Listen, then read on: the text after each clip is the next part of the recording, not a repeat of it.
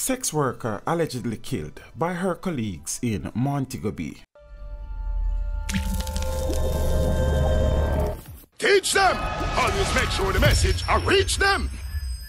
Another sex worker from Montego Bay, St. James, was stabbed and killed on Tuesday night, October 9. Reports from the police's Corporate Communications Unit, CCU, are that about 11 p.m, the woman, 39-year-old Simone Gale, otherwise called Bumper, of a Mount Salem address, got into an altercation with other women, who are believed to be in the same line of work, in the vicinity of Harbour and South Streets in the parish. According to the Barnett Street Police, Gale was reportedly attacked by the group of angry prostitutes who accused her of operating at their location and trying to steal their customers. It is believed that she was chased and cornered along Harbour Street in the vicinity of the Craft Market and the Shoe Market, where she was stabbed multiple times. A passerby saw her and helped her to the hospital, where she was pronounced dead upon arrival.